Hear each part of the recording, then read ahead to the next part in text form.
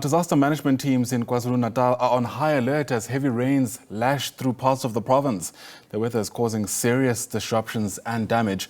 Authorities are getting ready for flooding, accidents and other emergencies.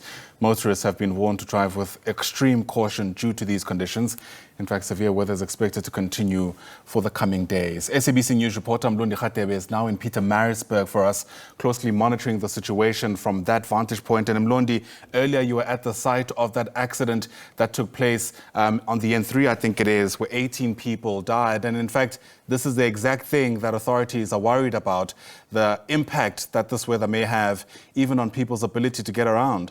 Thank you, Ayanda. We are here in Pietermaritzburg. We are just 3.5 hours away from the Van Riebeeck Pass where the accident happened last night. The accident that basically took about 18 lives of the passengers of a taxi, because there was an accident between the truck and the taxi last night. But we were also informed this morning that there was also another accident in the Van Riebeeck Pass area where a truck jackknifed, and also in another separate incident, a truck crashed into a car. But I'll just rope in the spokesperson of the of RTI in KwaZulu-Natal, Cindy Msimang, who will briefly tell us about the updates in relation to what is happening on the N3. And during this time, as you understand, Ayanda, that the weather in KwaZulu-Natal is very bad. It's cloudy in other areas, it's drizzling, while in some of the areas there have been reports that the bridges have been basically swept away. But you could see that the N3 is flowing nicely here in Pietermaritzburg as the motorists are using the N3 this side. We'll just speak to Cindy just to brief us in relation to the update. Cindy, thank you very much for your time. Briefly about the update on the N3 and N2 in KwaZulu-Natal. Good morning, Mlondi, and the viewers at home. Currently, the status of the roads in KwaZulu-Natal, I would just like to specifically mention where the crash happened.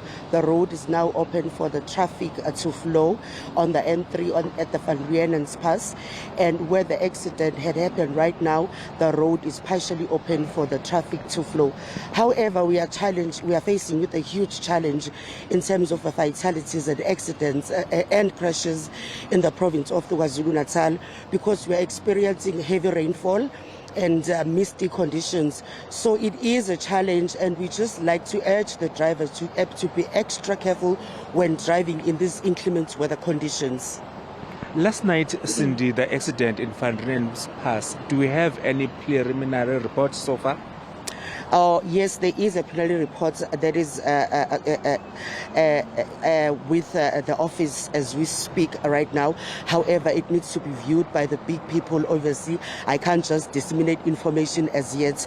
However, it is a tragic accident that happened yesterday at Van Riebeeck Pass, where we lost 17 lives, including children.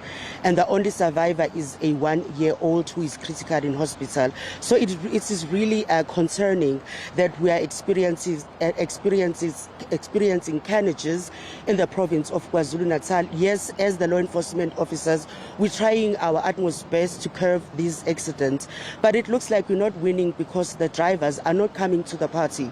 You look, we can come up with all the strategies in the world to curb these accidents, but if the drivers are not coming to the party, we will end up with these carnages like yesterday at Van Riebeeck Pass. So we just like to urge the drivers to adhere to all the traffic rules, to comply, to decrease the speed. You can't really speed in inclement weather conditions. How would you speed in a misty condition? So we really like to urge them to really decrease speed, to have their headlights on, to adhere to the safe following distance when driving in these inclement weather conditions. Without basically dealing with the report that you said, but there was also the allegation that it was misty and raining, and there's also negligent driving. What can you say in relation to that in the province? That is a very combination, Mlondi. Inclement weather condition and bad driver behavior. It is a very bad combination that results into carnages like yesterday. So really, if, as I had said earlier on, if there is inclement weather condition, why speed?